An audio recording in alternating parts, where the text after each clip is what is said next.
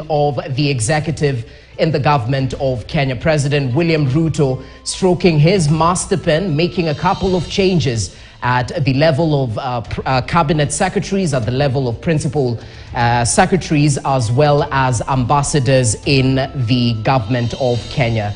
Of course, today's edition of Kenya's Bold newspaper, The Standard, has broken down the shock cabinet reshuffle. In case you want more details, make sure you grab yourself a copy and find out some of the big hits and misses in this particular new broom, as it has been described in Kenya's Bold newspaper. Apart from that, we'll be taking a look at some of the other stories that are making headlines right now as we speak. Equally, a little bit later on, we'll shift focus to what exactly Kenyans are talking about on the social media.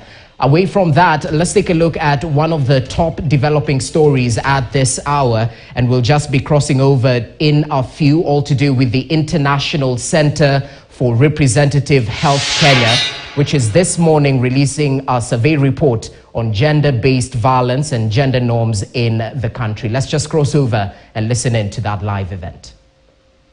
Here, when we looked at the past year prevalence of physical or sexual intimate partner violence. This is among partnered young women, which, as we know, are the norm. Most of our young women in the sample were partnered. And we see here that about 17% were reporting sexual partner violence past year only, and 23% physical IPV.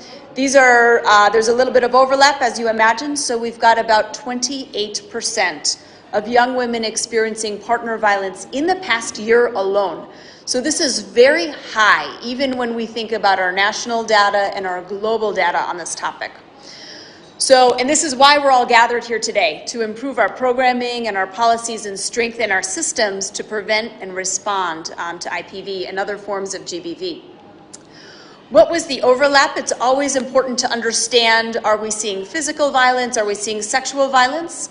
What we see here is that most of the women that told us about sexual IPV also experienced physical violence. We see this all around the world when similar patterns.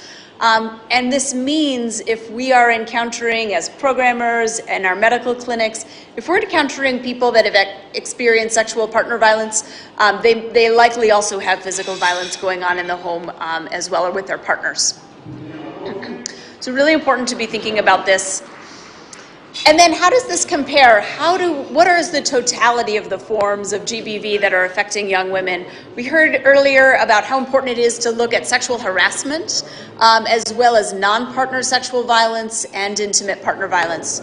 What we see here is that we have about 4.8% of our sample reporting an experience of non-partner sexual violence.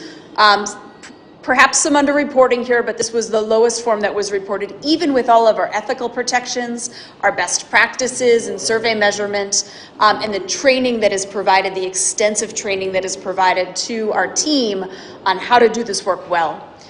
The IPV, which you just saw, was the 28%, so that's really in the middle, about 1 in 4 women. And then when we look at sexual harassment, 71%, right? So this is a big problem. That's why we're here today. I think we know that this is a problem. But then when we see this number, we see, wow, this is so normative in the lives of young women in Nairobi. So what did that sexual harassment look like? We tested out some new measures that came to us through the eMERGE repository to really understand what are the types of experiences. You can see that the most common is being stared at or leered at. And then we see a lot of unwanted sexual comments, jokes, and gestures. This probably really resonates with all of us in the room. But seeing these numbers tell us how important it is, how actionable this is for us to really respond to, together with all of the brain power and talent in this room. And you can see a variation in some of the other forms of experiences as well. The touched, grabbed, or pinched, that would be one of the more egregious forms. We're seeing that at about 1/3. Okay. We also always want to understand, how safe do people feel? Where are they feeling safe and unsafe? And you can see here that people, despite the high prevalence of IPV, are feeling very safe at home and it's much less so in the public spaces. That's where the safety perception is the lowest for young women. Again, reflecting what we just saw around sexual harassment. As we think about how to improve services and assure safety for women so they can be economically active, so they can be mobile and come and go, the safety perceptions at home and in public are so important for us in that process. I will offer you a few qualitative findings on women's safety, although I think that reading these cannot at all compare